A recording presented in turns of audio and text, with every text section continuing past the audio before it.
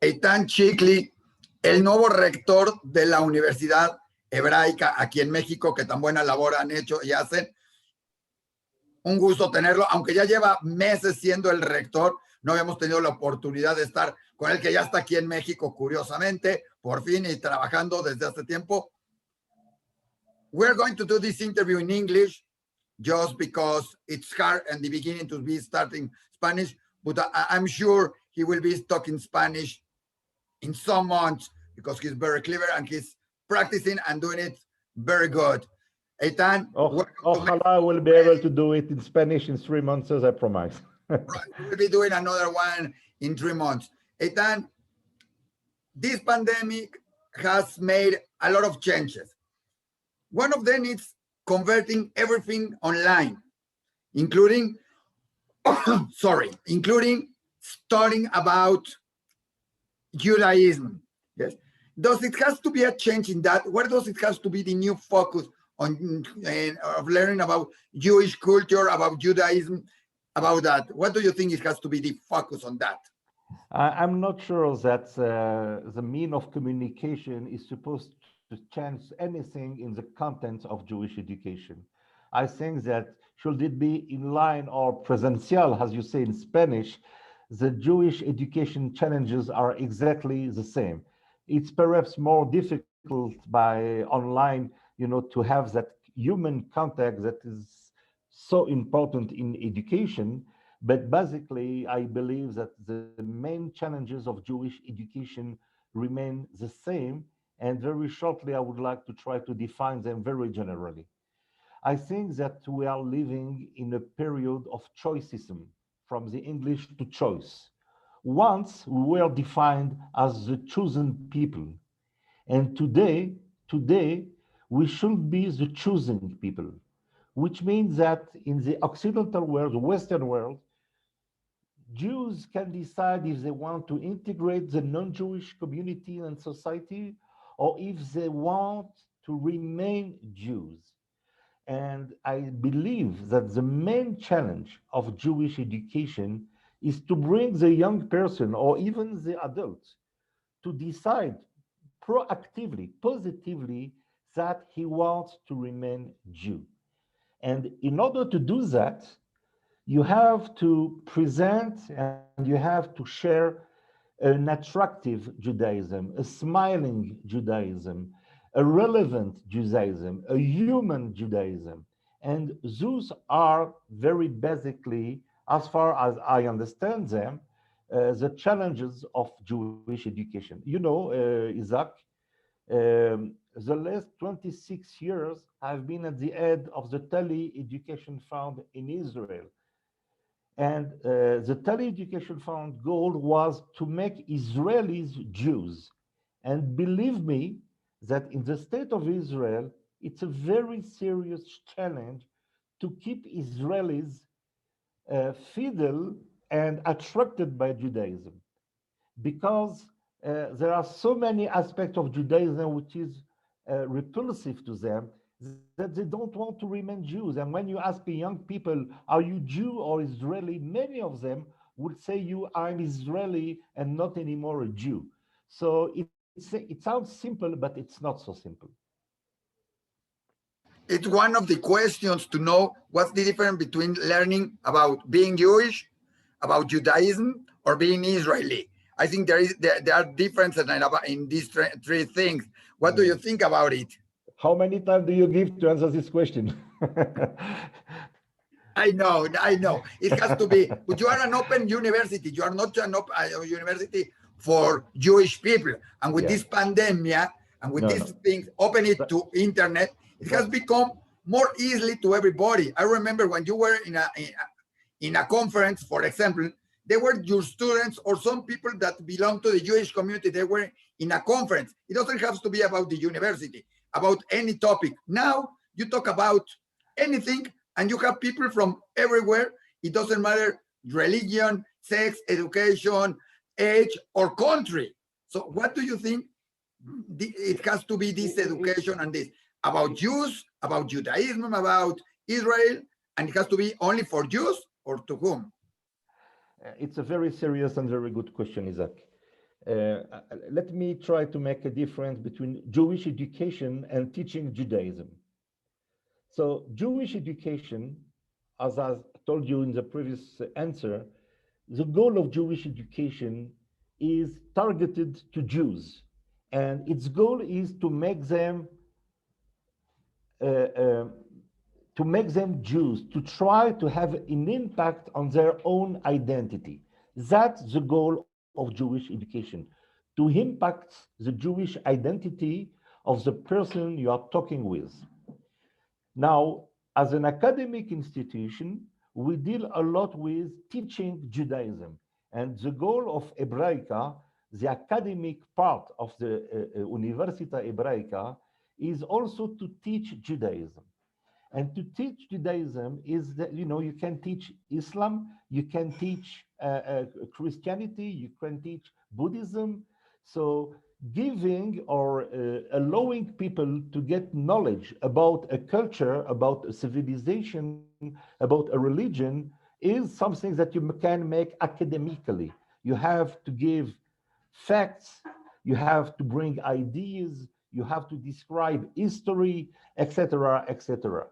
So, after the Second World War II, there was a famous researcher in England named Ninian Smart, Professor Ninian Smart. And he was a guy who created the comparative religion studies. And he explains that, you can teach every religion without making people believe in Christianity, Buddhism, and Judaism. So I think that in Hebraica, we have an academic department in which, when we teach Judaism, we can invite everybody to understand what Judaism is about the Jewish civilization, the Jewish history, about Jewish text, about Jewish philosophy. It's open to everybody. Yes. It's can sharing data and knowledge. But in our Jewish education department that I have established 1 month after coming in the university, then it's a non-academic department of the Hebraica, and the goal of Jewish education department is specifically to work into the school system and to try to impact principals, teachers, and of course, students. That's the difference. Now, in Israel, we have a third dimension, which is, if you don't want to make your students Jews, so you want to make them at least good Israelis, which means essentially to teach them the Hebrew culture, to teach them the knowledge of the land of Israel, to teach them the history of your country, to teach them the heroes of your country, etc. So in Israel, you have a third dimension, which is also different from teaching Judaism and from Jewish education. That's what it says. Wherever there are two Jews, there are 3 or 4 opinions. At least, of course. At least, because there are many discussions about what is Judaism, who is a Jew, what does it has to be. Tell me something. You open a new department about teaching Judaism, about teaching this topic. How do you think they have to be prepared, the teachers? I know in the university you prepare a lot of teachers for Jewish schools and not for Jewish schools. I learned from there have been there evangelists. They have been from many religions. What do you think is the new way that the teachers have to be prepared to teach about Judaism, Israel, Jewish kind, culture, art, and everything? Because now it's complicated, because when you want to say, when a student, now the students can know better than a teacher also, and Google knows everything, so yes, including bad things. You have excellent questions, Isaac. I'm going to quote a famous Israeli intellectual whose name is Professor Ehud Luz. And he wrote once a very important article on Jewish education in the secular world. And in the Jewish secular school system in Israel. And he said, our problem is that we have too much information and not enough orientation. Wow, that's incredible. That's a good phrase. I mean, I'm okay with that. Okay, what does that mean? What does it mean? Today, and you are definitely right, knowledge, you can get it, while speaking with me, you can open and check immediately who is Ehud Luz and when he wrote this article. The knowledge is in that little box. You don't need a teacher to get knowledge anymore. But the role of a teacher is not only to share with you his knowledge, because if it is role, it's just useless today. But his role is to help you to integrate your knowledge and to make it significant. I think that should be the role of a good teacher, how to make your knowledge relevant to shaping your intellectual thought, your moral values, etc., etc. So that's something very basic. And I think that when we speak, that's something general. I'm not speaking only about Jewish education. I think that today the role of education is not to give knowledge, but to give orientation. And when we speak about Jewish contents, uh, um, I believe that you should open the student's mind in order to allow them, I spoke about the choice, to make the choice. I give you information and I'm trying now to make the integration which will help you to make the choice that I would like as an educator to allow you to make intelligently when you know the facts and not only at random. So I believe that that's the role of the modern educator. Eitan, tell me something. You talk. I believe you are talking exactly what I think about it. Somebody told me one day, for what do you need to know the date that Ben Gurion was born, and to remember it and to know that day, or when Benito Juarez was born? It's more important to know and to understand what was his belief and what were the facts that take him to what he did, or they did, or she did, in case of a woman, in case of everything. Do you think this means we have to change all our way of studying in many parts, not only in Judaism, because you don't have only classes in Judaism. Do you have classes in many things, lessons in many things in the university? Do we have to change and prepare teachers, like you were saying, more and more in other ways? I think that look, I know well the Israeli education school system. I don't know enough about the Mexican school system, but basically I believe that almost everywhere in the world, the formal school system is far behind. And it didn't make the next step, which means that the educator is not anymore a knowledge allocators, a knowledge givers, but he should be a facilitator. The knowledge has no weight anymore. What is important is how to think, how to integrate your knowledge. That should be the role of the educator. And the problem is that in order to play this role is by far much more difficult and challenging than reading something and sharing that knowledge with your students. To be an educator of this kind, you should be a very high level teacher. You should be with a high level interpersonal intelligence. You should be with a very high level sensitivity. You should understand a group dynamics. So the qualities required for a new teacher are completely different from the traditional qualities, which were essentially based on your knowledge about maths, history, languages, etc., etc. So knowledge still remains significant because on certain subjects, you need the knowledge, the basic knowledge. But in many, many subjects, the role of the teacher, essentially in human and social sciences, I think that the role of the teacher is to be a facilitator, a person who will teach how to learn and how to think, and not anymore to give knowledge. I think in that area, there is a new open also that we were used to have lessons, classes, to go to school. When you go to school from 8 in the morning till 2 o'clock, 3 o'clock in the afternoon, and having constant classes. Now it's hard because nobody can be sitting in front of a computer for so many hours. There are schools that think that's the best way. There are others that say, let's make them, we give you a lesson and you have to do the process to understanding, to investigate, to prepare a class or to prepare an essay and say, this is the conclusion of what we were talking. It's no more, I'm here, I'm putting in the blackboard, in the board, what is the lesson? 2 plus 2 are 4 or 6 or 7, I don't know.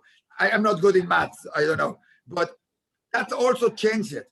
It's a new era that we have to prepare teachers in a new way to make the kids, like you were saying, to think, to make the things by themselves. To study by themselves. That the university is doing.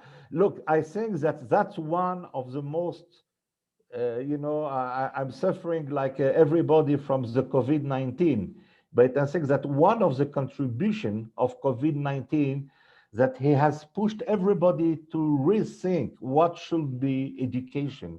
And people, even I can testify by myself that I always refused to make online courses in my former institution. And when I was pushed to do that, I discovered that, yes, you can do that, but you have to change the way you teach. And I think that the COVID-19 has opened a door to rethinking what should education look like. And that's one of the positive, one of the only positive aspects of this pandemic.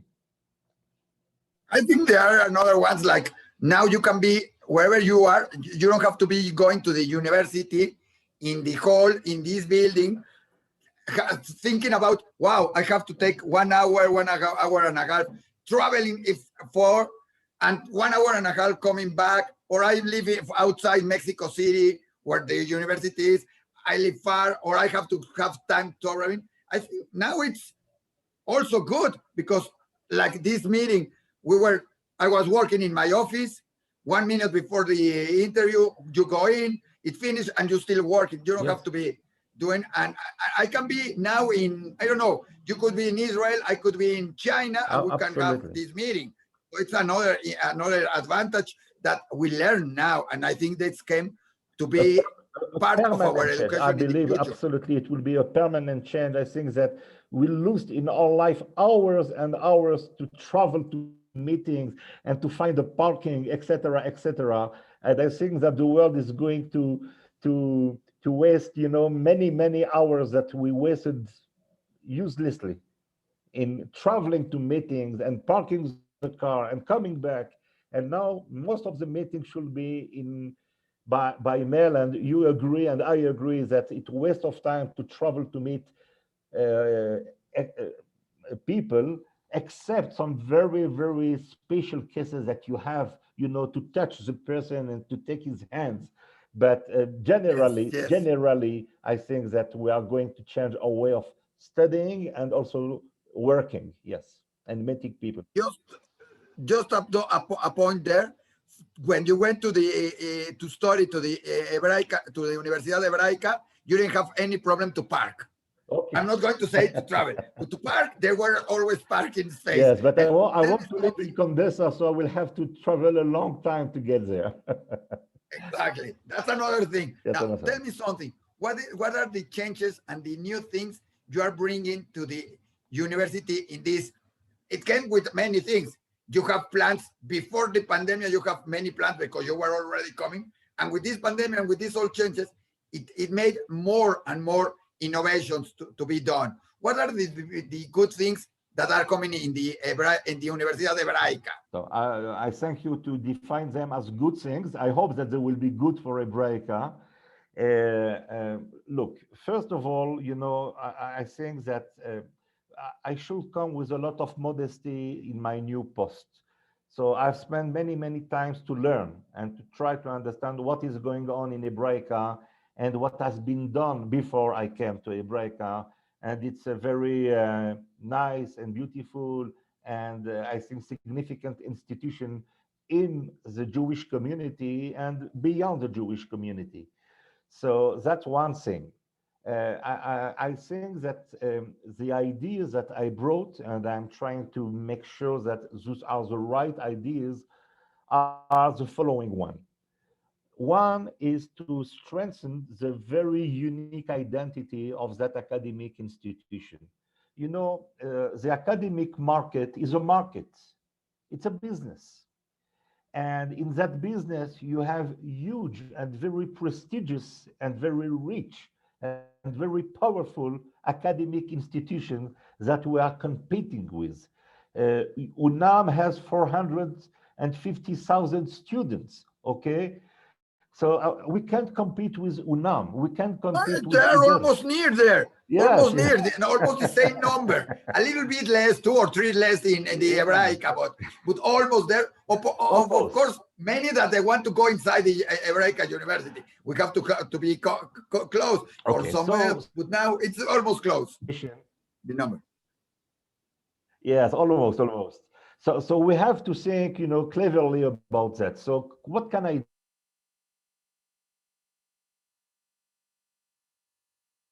Università Hebraica, you understand, we should be essentially connected with the Jewish culture, the Hebrew language, and everything which is connected with the Jewish heritage.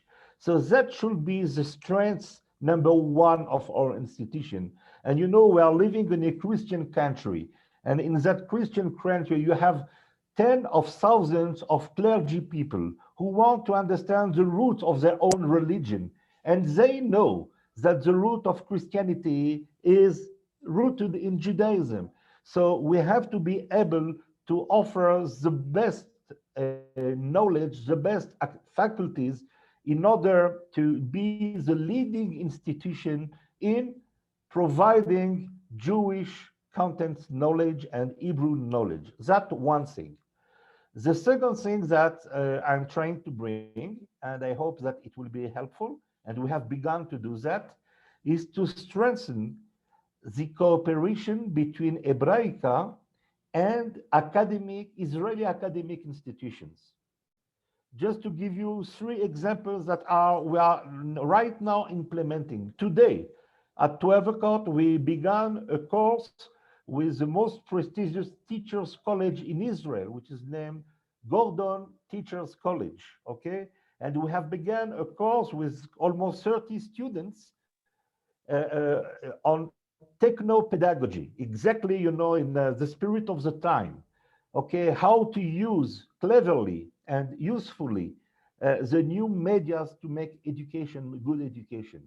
We are opening immediately after Passover a cooperation with the Schechter Institute of Jewish Studies in Jerusalem.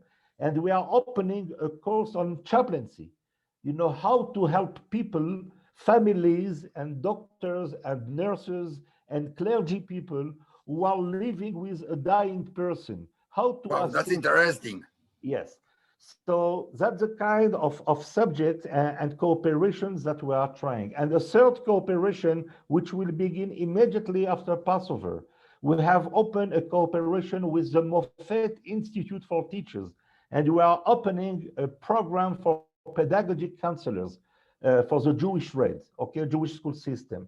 So here we have, just after 6 months of presence in the institution, we have succeeded in creating at least 3 cooperation with Israel academic institution. So that's a second contribution. The third point that I'm trying to bring is because we are the only Jewish academic institution in Latin America, it's an incredible strategic asset for our institution. And so I'm trying to take advantage of that position to bring in as more as possible national institution to help us and to use us as a platform to have an impact on Jewish community, not only in Mexico, but all around Latin America. And I can let you know, for example, that we got already a significant financial support from the Ministry of Diaspora, who are now in a very serious dialogue with the National Institution Jewish Agency, World Zionist Organization, Ministry of Education in Israel. So I'm trying to take advantage of my former connection with a lot of institutions in order to bring this connection and to help Hebraica to extend its impact, not only for the Jewish Mexican community, but in all the Latin world. And just to give you an additional example of that position that we are creating, we are going to sign a cooperation with the Seminario Rabbinico Latin America in Buenos Aires, because they are a very respectable institution, but they are not an academic institution. All right. And they need that their graduates will get an academic title. So they need Hebraica as an academic recognized institution. So those are, and perhaps the last point that I want to bring as innovation, to make it short, I think that in addition to Jewish contents, in the other additional academic tracks, we are trying to find original and very specific tracks. So when I came to Hebraica, I discovered, two academic fields that were not existing in, as far as I know, in academic institution in Israel, like humanitarian assistance, international academic assistance, or addiction, okay? To make, a subject of addiction as an academic program is something very special. And I think that we should develop this kind of very special tracks that will create something very special for Hebraica. But I think that the emphasis should be the idea of tikkun olam. You know what is tikkun olam? How to improve the world. So I want our institution to be Jewish in its essence, in its DNA, but open to the world, because Judaism is a universal civilization. We want not only to give to the Jewish people, but want to contribute to the welfare of the world and humanity. Incredible. No, there are things very interesting. Going outside Mexico, it's very important. Also, bringing the best from all over the world, it's also incredible. I'm sure we will have also teachers from Argentina being here with the seminar and doing things together. Now it's this collaboration, it's important.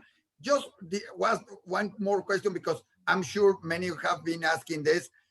For what ages are you pointing? Because it's a very, I'm not asking which people, because it's open to everybody, but are you looking for a specific market, for a specific public, or are you doing things for all the ages, for people who wants to learn now, who are in the school, for people who wants to be teachers, for people that just want to know more, people that that have a lot of time and want to learn, which is, or are everyone, which ages, which groups are you targeting? I really believe that an academic institution is an open ground. Everybody who wants to learn is welcome. Todo el que quiera aprender es bienvenido. So you will have it in Spanish also. Absolutely.